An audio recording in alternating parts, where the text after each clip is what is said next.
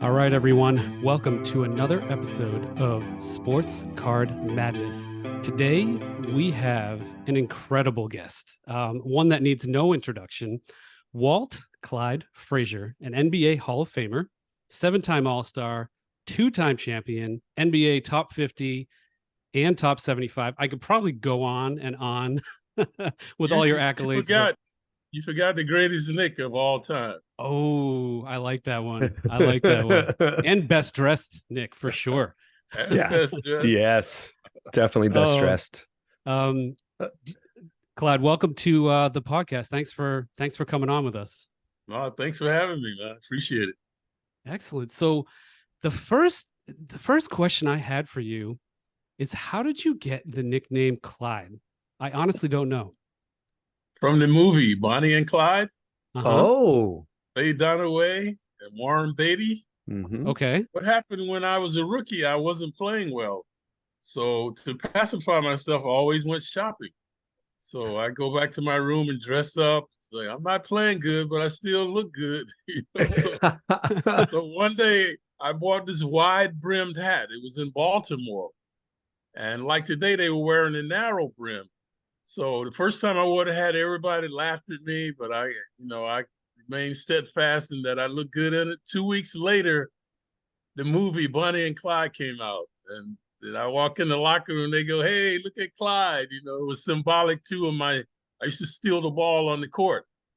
So that name has been my fashion image, my endorsements, my commercials, and obviously over 50 years now, Clyde has been relevant.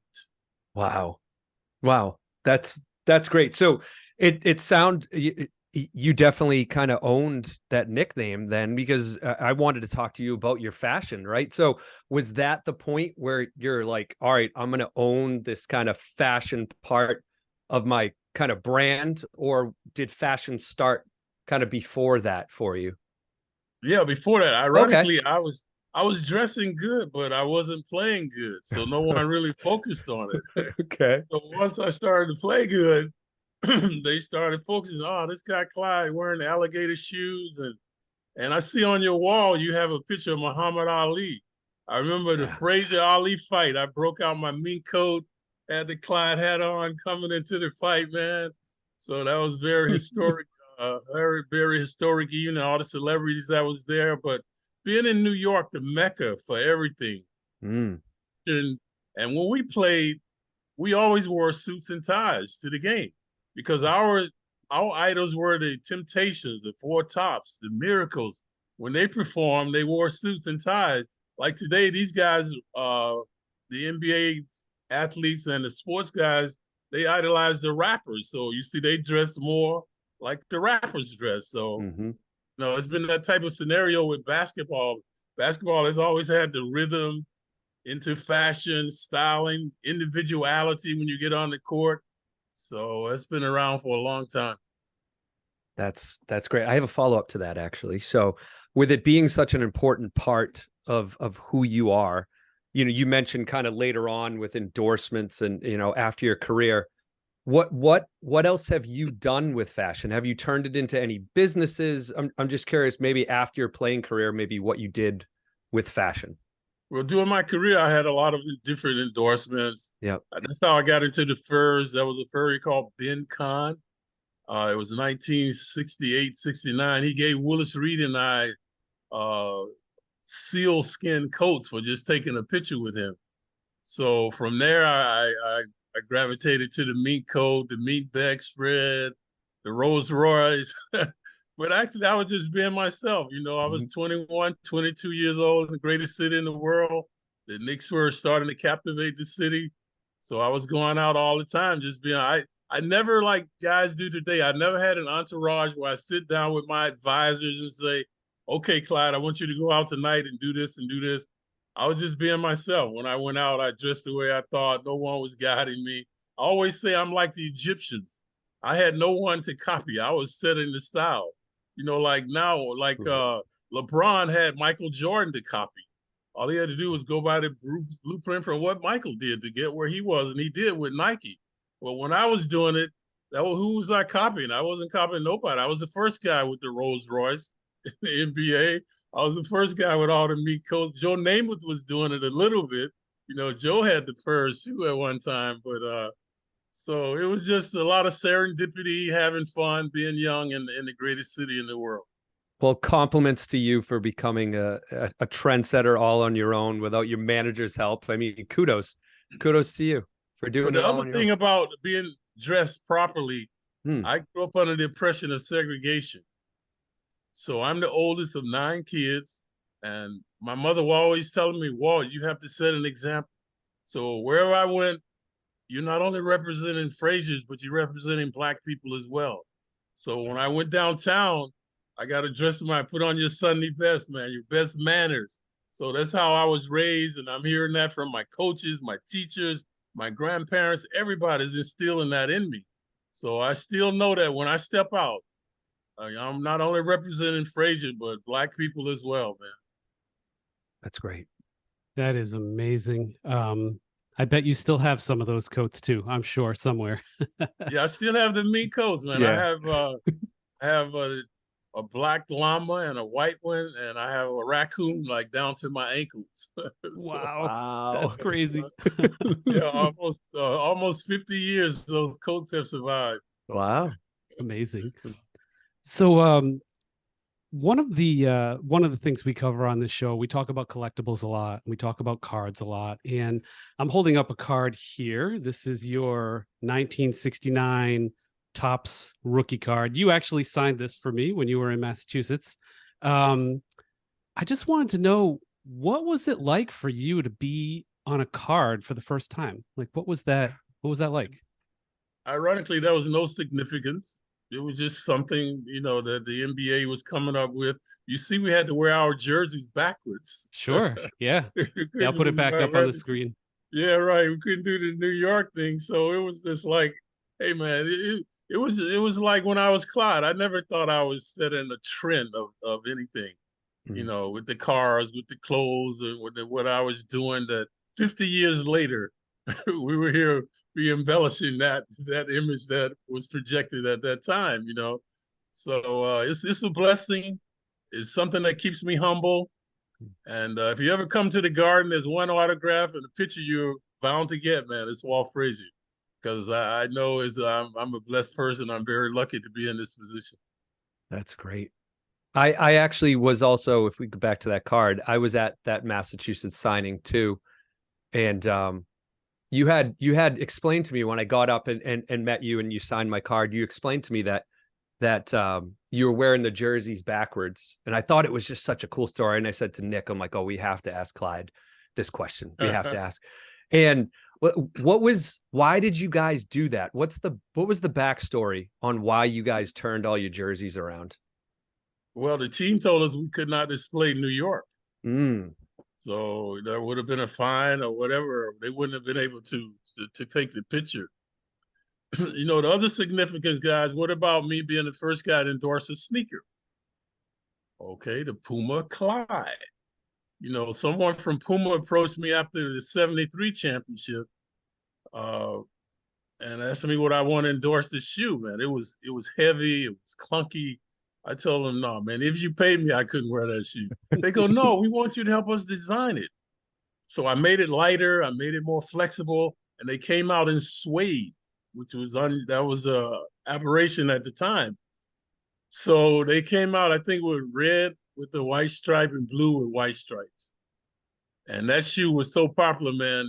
Just in New York, New Jersey, Connecticut, we didn't need the rest of the country. They could not keep them in the store. They were so hot, man. And when I look back on that, being the first guy at that time, see, I thought there was no significance that I got my shoe, except the guys were all jealous of me. They'd be, oh, you think you're something now, huh? You got your own shoe, huh? Got your name on it, huh? But other than that, I really wasn't gloating about, hey, I'm setting the trend. I'm the first guy to do this. It was very insignificant, just something that was another day at the office, that I was doing. Wow, that's wild. Do you recall the first time like walking around New York and seeing somebody wearing your shoe, or do you have like a story like that where it was just like a aha moment for you, like, oh wow, that kid's wearing my shoe? Yeah, well, what happened was later on, the rappers started to wear the Oh, Clyde. The rappers, they didn't know why. They went in the store, they want to give me the Clyde. They didn't know why they were saying Clyde, but I was the guy. So that's why I've survived with Puma for almost 40 or 50 years, because the rappers brought me back after I retired. And then the retro crave came. They had to bring me back. And then like now Jay-Z is a big part of the company, and they were embellishing the future of the shoe. Someone who, and I was that guy, man. They came to me. Actually, they gave me a lifetime contract about 3 or 4 years ago for being with Puma, man. I thought I was really overwhelmed by that gesture, that they appreciated what I did. And one time I went to Germany, where the company is located, and the people didn't know I was coming. They had all their customers there from all over the world. So the president of the company came up, so we got a big surprise for you guys tonight. This guy was the guy at Puma. Man, I walked on the stage, everybody gave me a standing ovation, man. wow. The goosebumps that I got was like we won the championship twice, man. And these people never saw me play. They just had heard about me and what I'd done for the shoe. It was incredible. It was an incredible moment for me Wow. to realize that. That's beautiful. I can't imagine there's too many people that actually have lifetime sneak shoe deals. Like I'm pretty sure LeBron does. Oh, we know Jordan does.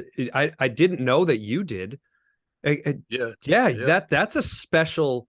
That is a rare air right there. Like bravo. That's amazing. Yeah, I can't imagine there's many of them.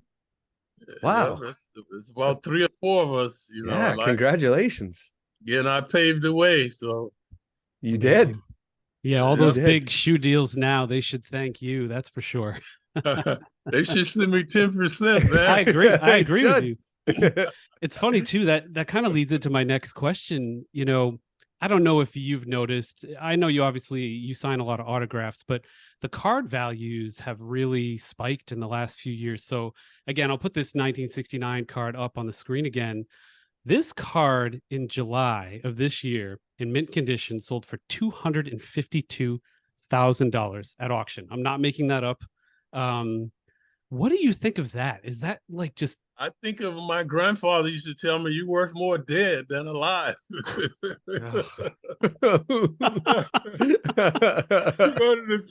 $252,000, man. Yeah. Oh, come on, man. Yes. That's magnificent. I mean, the things that have happened with the sports industry, especially with the cards. Mm. Obviously, I do a lot of card signings and stuff. So I really like meeting and greeting the people, being a positive role model. I had so many when I came to the Knicks. Willis Reed was my idol.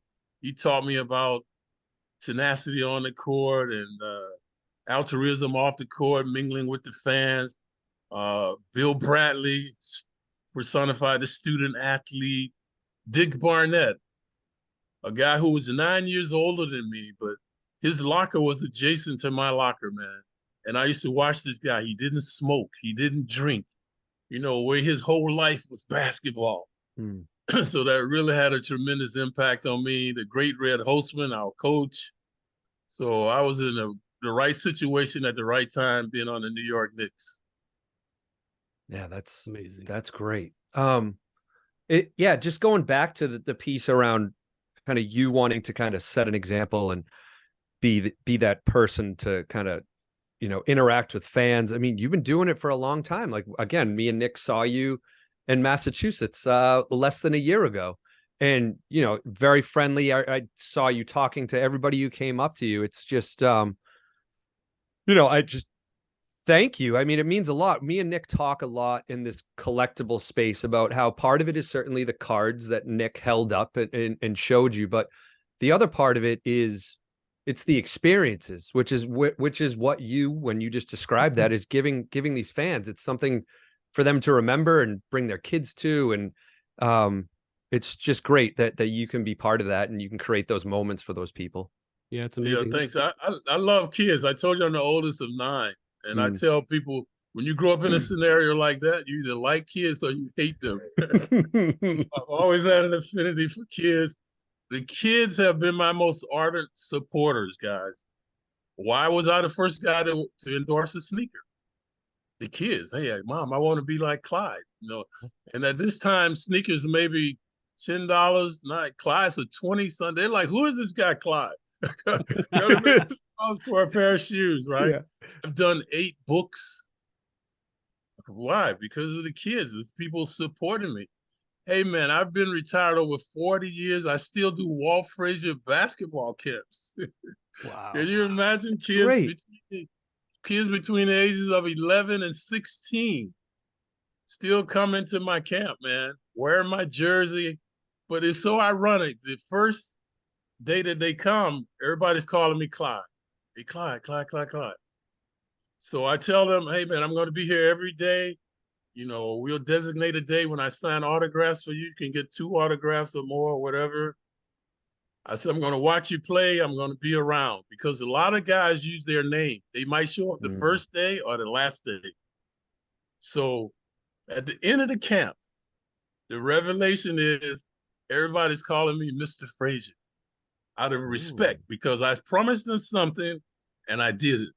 So nobody's calling me Clyde the last day. They're coming up, oh, Mr. Frazier, thank you for this, Mr. Frazier, out of respect, man. So, but like I said, I love kids. Okay, I had Walt Frazier restaurant. I don't know if you guys heard about Clyde's Wine and Dine. Mm-mm. So I had that on 10th Avenue and 36th Street. It was a whole block, 36 and 37. We had a basketball hoop in there. It was a sports bar. So I really enjoyed meeting and greeting the people. The kids would come in looking for Clyde. We did a lot of birthday parties. But I tell people, you can't do this for the money. You got to like people, man, because after a while you do it for the money, you're going to tell people, hey, man, get away from me. They can sense that. But they can see with me it's genuine that, hey, man, I come up to people. I don't care. I'm talking to them all the time until they leave. I really enjoy it, especially now that I'm not playing because I don't have to focus on the game anymore.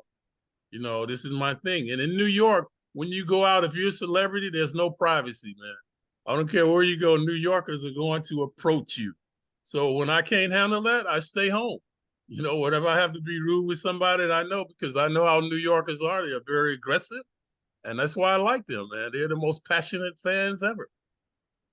Second most passionate fans ever. Boston are the most passionate.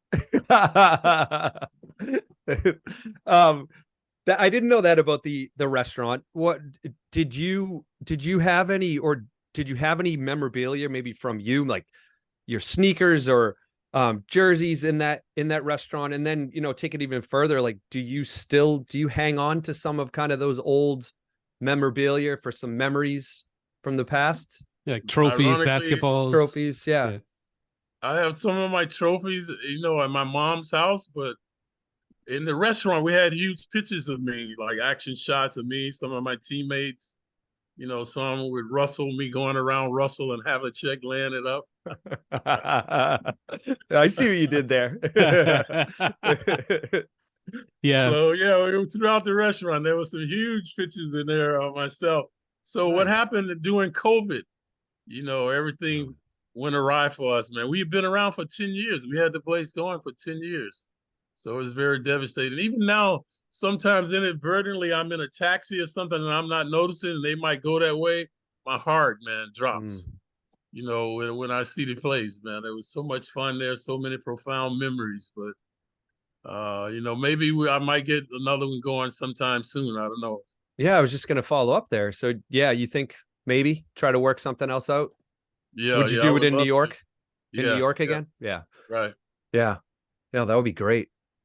Amazing. So, and I still kind of get that now with the Knicks, being a Knicks announcer.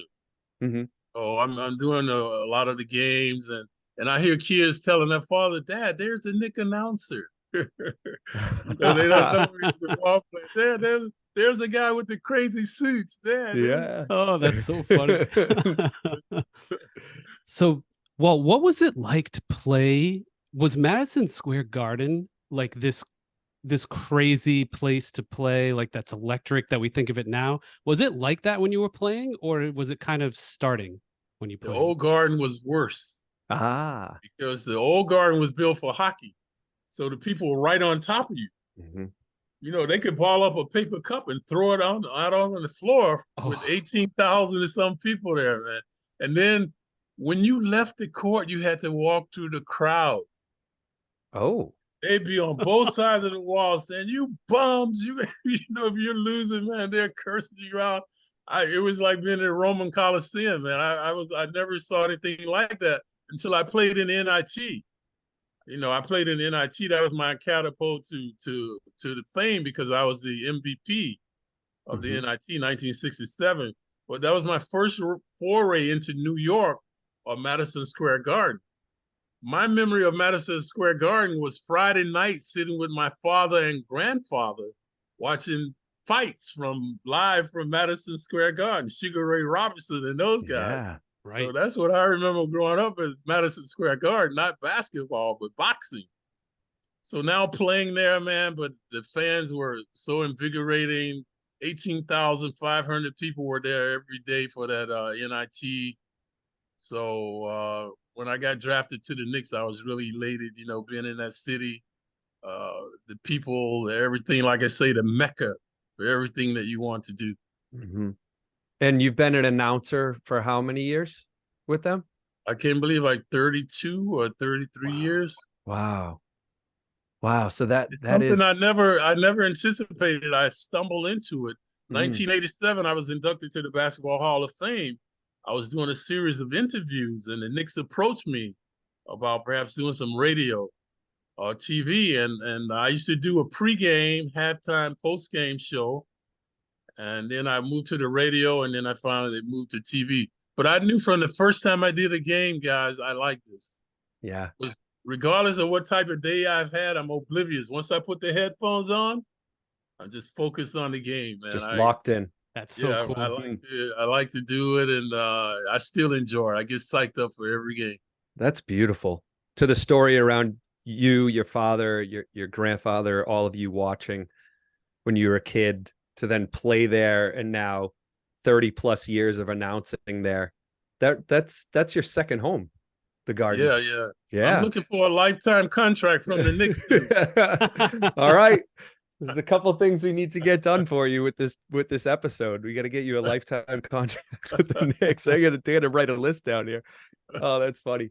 Um, so we always ask kind of one final question because we really appreciate the time, right? We do kind of always at the end want to ask our guests one question, and that question is, you've probably answered it before. It's the kind of coffee question. If you could have coffee or a dinner with any sports figure, living or deceased, who would that person be for you? If I could have dinner with any sports figure, probably Ali. It was I almost had dinner with him, and Hmm. I remember I met him in Atlanta when he was Louisville lipped. So he was in this room, and he didn't shut up for hours, man. He talked the whole time. So I thought he was a phenomenal guy, and the sacrifices that he made, giving up his career for what he believed in. Not many people are willing to do that. And he gained a lot of stuff for Black people and just people in general as well, giving back. So I thought he was an extraordinary person that I really like to talk to. That's beautiful. We have not heard Ali yet. That's great. He had an incredible impact. You're absolutely right. There's been some other great figures that people have brought up, but Ali, that's wonderful. Great. Well, thank you very much And for your I time. had Bill Russell. I had Russell. Russell was a terrific person. What he Mm-hmm. did, first coach, Black coach, uh, the things that he brought to the game for us, the sacrifices. Oscar Robertson. I just played a time when it was, like I said, these positive role models were everywhere. I remember my All-Star game that I was a 7-time All-Star. If you saw me in the locker room, I was like a mute. I said nothing. I was like flabbergasted, amazed, looking at Oscar Robertson, Jerry West, all these guys, and I'm just sitting listening, keeping my mouth shut. Like they used to tell us when we grew up, be kids are seen and not heard, right? I didn't say a word, man.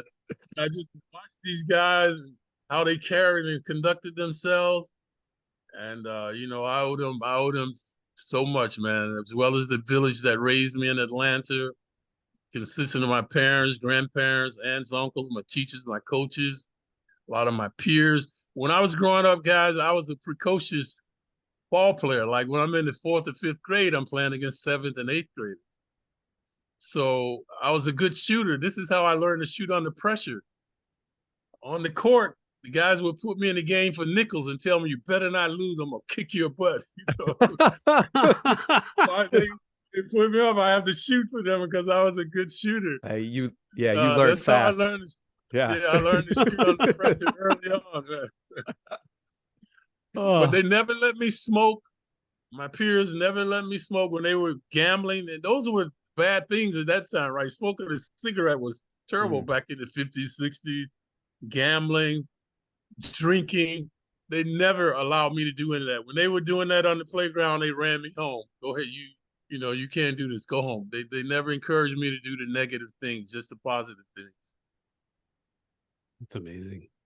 I just think of, you've been a positive role model for decades now, right? In different phases of your career as a player, as an advocate for the league, and now as an announcer. It's just great. So, thank you for being so accessible to all of us and setting such a great example, as a player, especially, such a great Hall of Famer that you are. So it's just amazing. No, like I say, guys, you guys, it's humbling. Wherever I go, people respect me. And we know you can't buy respect. For sure. Can't buy respect, especially since I haven't played in over 40 something years. If you walk in New York with me right now, you think I'm on the team. The way people approach me, they want my autograph, they're talking to me. You think I'm on the team, man. Another revelation for me is doing cameos. You guys know what cameos are? Sure. Yes. Man, do you know people 90 years old? I do them for people that are 90 years old, cameos. Yeah, 92. Wow. I think I just did one for a guy who was 93 years old. Wow. Still following the Knicks, like my style. Remember when we played? So that's just incredible, man. Like to be doing that and people still admire and respect you, what you're doing. It's just phenomenal. You're touching many different generations. That's incredible. For sure. And I wish some of the players today would realize that they do that more too. With their antics on the court, the things they say, the way they react. They're positive. People are looking at them.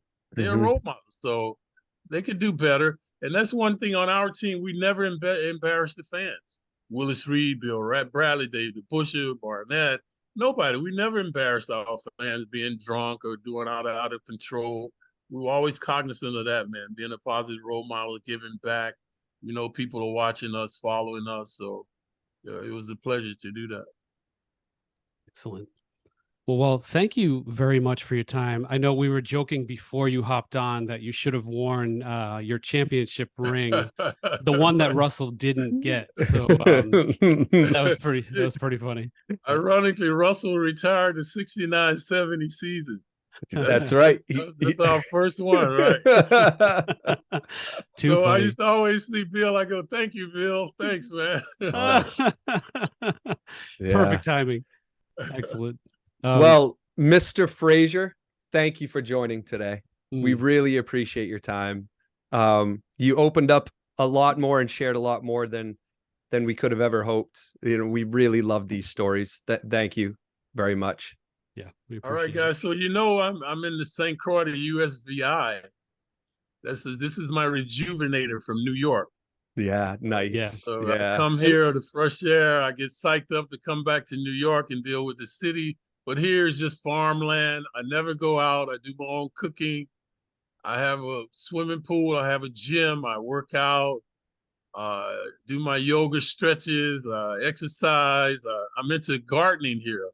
I have indigenous plants and trees. So if you come here and say, this guy Walt Frazier, they go, yeah, he's a gardener. He's always in his yard. I'm always out in my yard watering plants. So this is the other side of Clyde that people don't know. But if you guys ever get a chance, want to try something down in St. Croix, let me know, man. I was just going to say it. We're going to do a part 2 and me and Nick are going to, we're going to come visit. You don't have to tell us twice. All right. We know the Boston and New York winters. So we're happy to get out of here for a little while. All right. Great. Well, thank you, Walt. Thank you for your time. We appreciate it. Okay, guys. Thank you.